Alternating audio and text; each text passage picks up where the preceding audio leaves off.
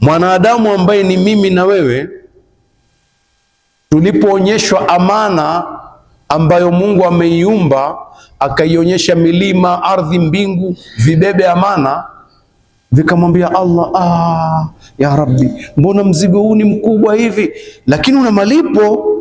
Ya Rabbi, tukiwa tumeshindwa kuna adhabu. Ya Rabbi, tusamehe. Mbingu na ardhi vikamwomba Mwenyezi Mungu kwa kuogopa kubeba amana, vikasema tusamehe ya Rabbi. Fa abaina an yahmilnaha wa ashfaqna minha, viumbe hivi vikaogopa, vikakataa kubeba amana na vikaogopa kuibeba amana. Alipoambiwa mwanadamu, vipi, unaionaje, utabeba? Akasema ya Rabbi, nitabeba. Mwanadamu ndio mimi na wewe, tukakubali kubeba amana, ndivyo sivyo? Tulipokubali kubeba amana, Allah akatupenda na akatusifia kwa viumbe wengine, akasema hivi, walaqad karramna bani adam, kwa hakika tulimpa heshima kubwa mwanadamu kwa kukubali kubeba amana. Wa hamalnahum fil barri wal bahri, tukawabeba wanadamu hawa nchi kavu na baharini. Warazaqnahum min at-tayyibat, tukawaruzuku vitu vizuri vizuri. Wafaddalnahum ala kathirin, tukawafadhilisha wanadamu kuliko wengi. Mimman khalaqna, viumbe tuliowaumba, tukawafadhilisha wanadamu kushinda viumbe wengi tuliowaumba. Tafdhila, kwa fadhila mbalimbali tukawapa. Tumepewa ubora, hatukupewa? Kwa nini? Tulikubali kubeba amana, si ndio? Amana ni kiumbe cha Allah ambacho hicho kiumbe ndani yake mna kheri, mna na shari. Ameumba Allah, akatuambia mwanadamu, si umekubali kubeba amana? Ndiyo ya Rabbi, nimekubali. Hii imo humu,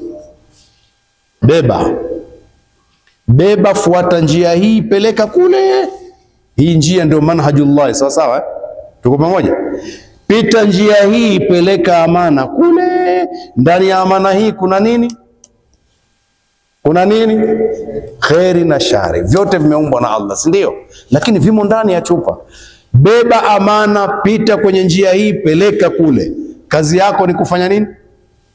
Kubeba amana, kupeleka, ndivyo sivyo? Mwanadamu mdadisi alipoanza kubeba tu amana, akaiangalia, akaanza kufanya hivi, inacheza cheza bwana. Mnaonekana mna kitu. Ndiyo, mna kitu. Uliambiwa beba amana wewe. Kazi yako ni kujua kilichomo au kazi yako ni kupeleka? Kupeleka. Alipoanza kufanya hivi tu, Ibilisi akamwambia, ndiyo, mna kitu kweli humo, na huwezi kukijua mpaka ufungue. Upo. Kazi yake ni kufanya nini? Kupeleka au kufungua. Akaanza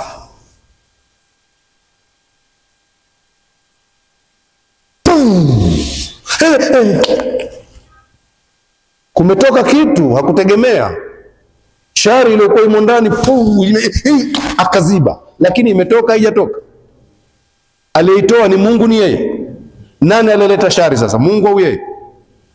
Kwa Mungu aliumba, lakini anayeleta shari ni nani? Mwanadamu, kwa kuacha kufuata taratibu. Kwa hiyo tunaposema alkhairu kulluhu fi yadaik, khairi zote ziko mkononi kwako Allah, maneno ya Mtume ni sahihi, sio sahihi? Washarru laysa ilaika, shari haiko kwako. Mungu hakuleta shari duniani, shari tumeleta sisi. Si tulipewa amana kuibeba, tukiibeba vizuri hakuna shari. Binti yangu anaitikia naam, na kusomesha mwanangu, kuwa makini, na umeshakuwa wewe sasa hivi kigori wewe. Ndio baba.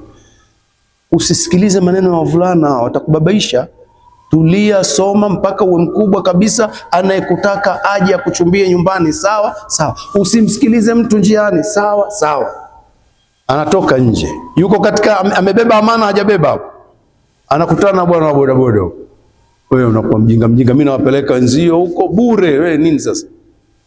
Panda nikupeleke wewe. Anaona kweli bwana, kweli. Kazi yake ilikuwa kwenda shule yeye au kubebwa na watu?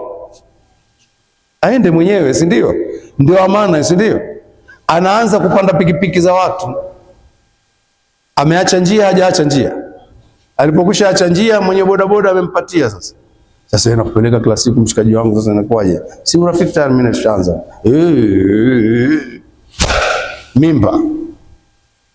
Jamaa huyo hataki hata kusikiwa. Ampaki tena. Atampakia wapi? Shari imekuja hijaji. Alileta shari ni nani? Ni binti mwenyewe. Mwenyezi Mungu atuepushie shari za mabinti zetu. Ameleta yeye shari au Mungu ndo ameleta shari? Tunafanya wenyewe hizi shari au ni Mungu? Tunafanya wakati gani? Tunapoacha njia ya Allah. Tuko vizuri? Tukifuata njia ya Allah hakuna shari. Allah ameumba kheri tupu na anatutakia kheri siku zote. Shari tunafanya sisi. Tuko vizuri? Sasa tunachokitaka sisi, tunataka tufanye ihsan. Tumesema ujinga ni sababu ya uadui wa mtu kwa nafsi yake, ndivyo sivyo? Mpaka watu wataingia motoni kwa ujinga tu, na watakuja kusema wenyewe. Allah amerekodi katika suratul Mulk aya ya 10. Waqalu, na watakuja kusema, imezungumzwa kwa past lakini watasema, wakasema, watakuja kusema kina nani? Hawa waliomkufuru Mungu wakaacha njia hawa. Watasema hivi, lau kunna nasma'u, kama tungekuwa tumeasikiliza vizuri maneno, au naaqilu, au tukayapima sawa sawa. Manake hapo hawakupima, ndivyo sivyo? Ma kunna fi ashabi sair, tusingekuwa leo watu wa motoni kama tungesikiliza vizuri tukayatia akilini vizuri. Manake walifanya ujinga, ndivyo sivyo? Ujinga umewadhuru au kuwadhuru? Wanakuja kusema siku hiyo, sasa inasaidia nini? Tuko pamoja eh? Ujinga wa kupuuza, lakini kwa sababu waliambiwa wasivyo hivyo, wakasema wache potea. Huu ndio ujinga wa kupuuza, sawa sawa eh? Tungekuwa tumesikia tukatia akilini vizuri, tusingekuwa watu wa motoni. Sasa ndugu zangu, tunasema hivi, al-ihsan huwa aqsaru tariqi al-mu'min ila babillah. Aqsar tariq, njia nyepesi kabisa, ya fupi kabisa ya muumini ya kuendea kwa Allah akagonge mlango nini? Al-ihsan, wema. Na huu wema ni katika jina la Allah. Allah ni Muhsin, sawa sawa eh? Na Allah ana majina mengi, Rahim. Kwa hiyo katika majina yake ya wema analo jina la Rahim. Sasa Rahim linabeba rahma ya Allah subhanahu wa ta'ala.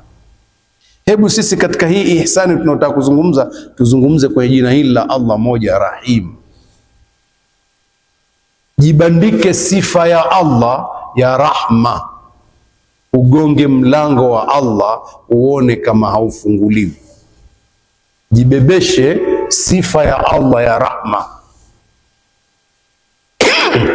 iwe ni sifa yako unaishi nayo ya jina la Allah Rahim, halafu uitumie hiyo kugonga mlango wa Allah. Ya Rabbi, nimekuja kwa ile rahma uliotufundisha tuwe nayo, na mimi nimejibebesha jina hili la rahma, nimekuwa Rahim kwa wale wote walionitaka niwe Rahim kwao.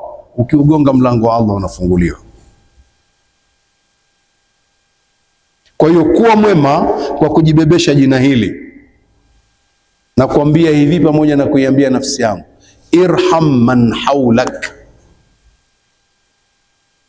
wahurumie waliokuzunguka. Kuwa na huruma kwa waliokuzunguka, usipate tabu kabla hujaenda mbali we. Hebu kuwa na huruma kwa wale waliokuzunguka wale, fanya rahma kwao, uone njia ya Allah, kugonga mlango wa Allah kulivyo kwepesi. Kwa sababu Mtume sallallahu alayhi wa alihi wasallam anatuambia katika hadithi aliyosimulia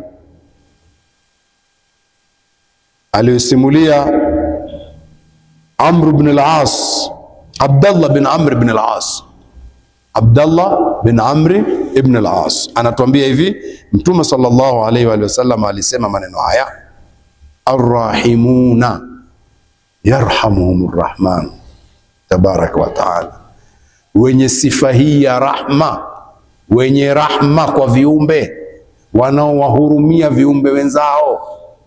Yarhamuhumur rahmanu tabaraka wa taala, atakuwa anawahurumia Allah tabaraka wa taala, watapata rehma za Allah khasa.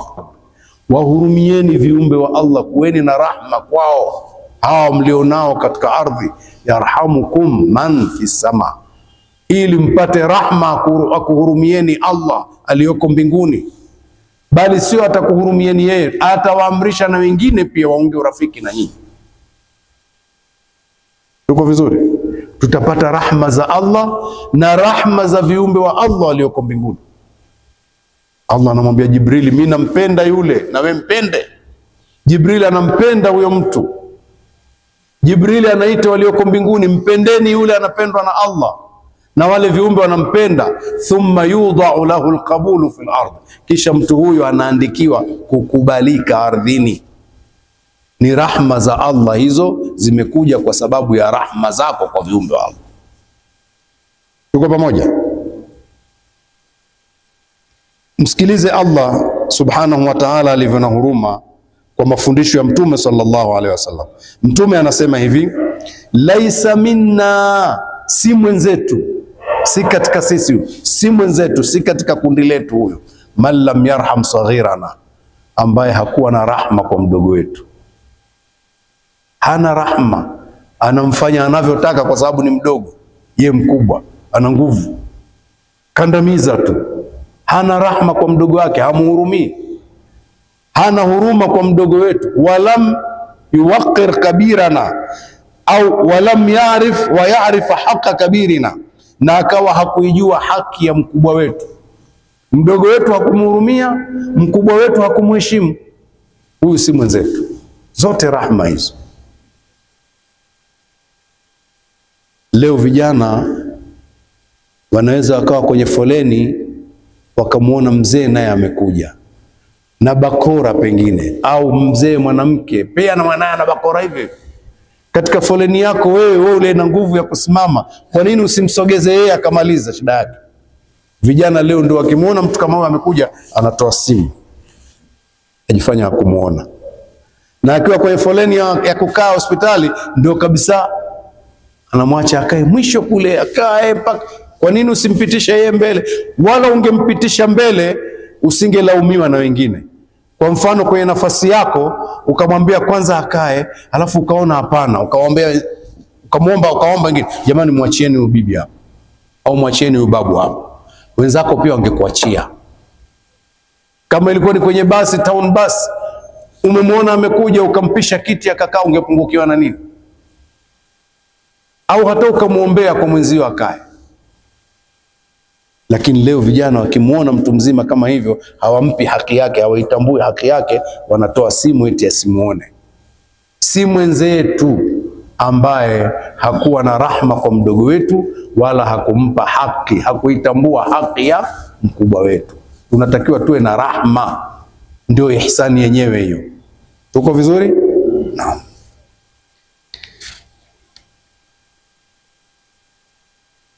Yako mambo mengi ambayo tunaweza tukajisogeza kwa Allah kwa sifa hii ya rahma, au wako wengi ambao tunao wa kuwafanyia rahma karibu yetu. Ndio maana nikasema irham man haulak, sawa sawa. Wako wengi tu.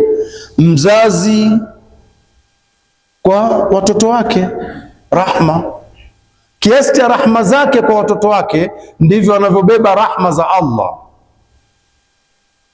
Na mtoto kwa wazazi wake, wameshakuwa wakubwa, hataki kuambia hata kiasi atakavyokuwa na rahma kwa wazazi wake, wameshakuwa wazee, ndivyo anavyobeba rahma za Allah subhanahu wa ta'ala. Ni rahisi kwake kuugonga mlango wa Allah kwa sababu ya rahma zake kwa wazazi wake. Tuko pamoja? Kuwa mpole kwa ndugu zako, wana shida na wewe, wakija kwako wanakuja na hisia zile za udugu.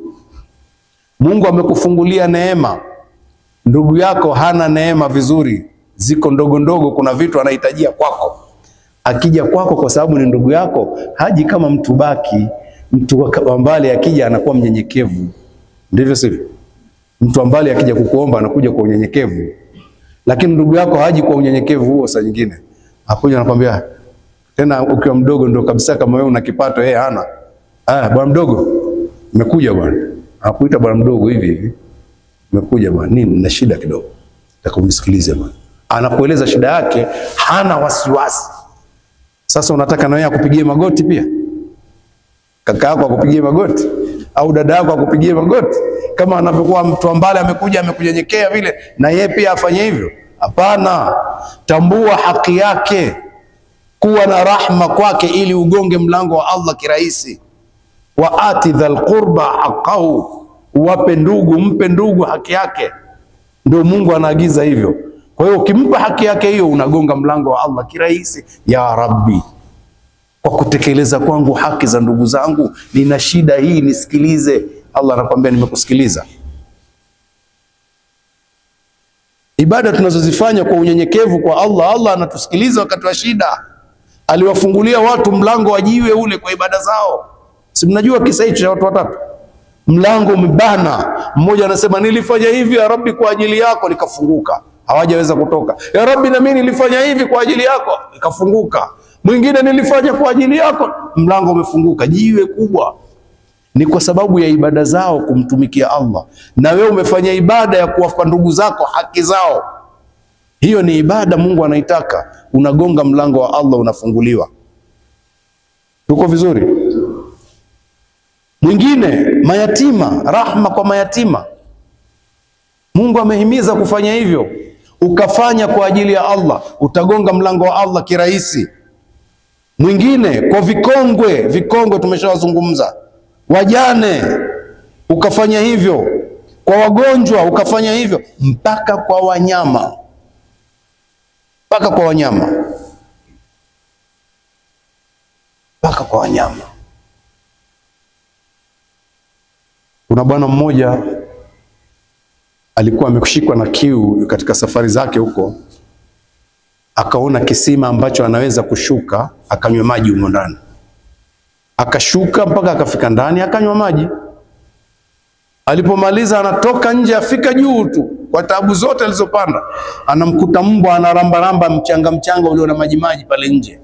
Kiu naye imemshika kwa kweli mpaka anaramba mchanga. Akasema, huyu mbwa anaonekana amefikia hali ile niliyokuwa nayo mimi. Akachukua buti lake, akaingia ndani ya kisima tena, akabeba maji tele. Buti ambalo limeweza kubeba maji akalishika kwenye meno, akaja nalo. Kuja akampa mbwa anywe maji. Akanywa maji, mbwa akafurahi. Allah anasema Mtume, Allah akashukuru kitendo chake. Allah mpaka anatangaza kushukuru, manake amekipokea kitendo chake, akamsamehe dhambi zake. Huyo hata hajagonga mlango, amempa mnyama tu, amemfanyia huruma. Kule kumfanyia huruma mnyama ndio kugonga kwenye mlango wa Allah. Allah amemsamehe dhambi zake. Mpaka kwa wanyama. Unaweza ukawa unatawadha, pengine ukamwona sisimizi huyu hapa, ukasema maji nilivyofungua hivi bahari kwake, ukayapunguza kidogo. Rahma kwa sisimizi, unaweza ukagonga mlango wa Allah kwa huyo. Sawa sawa? Hiyo inaweza ikawa ni ibada kwako, ukagonga mlango wa Allah ukafunguliwa kwa sisimizi uliyemwacha. Au ukaona hawezi kufanya chochote hapa, maji yameshakuwa mengi, ukachukua tishu hii, maana ukimshika kwa mkono utamuua. Ukachukua tishu ukamwekea karibu namna akapanda ukamtupa pembeni.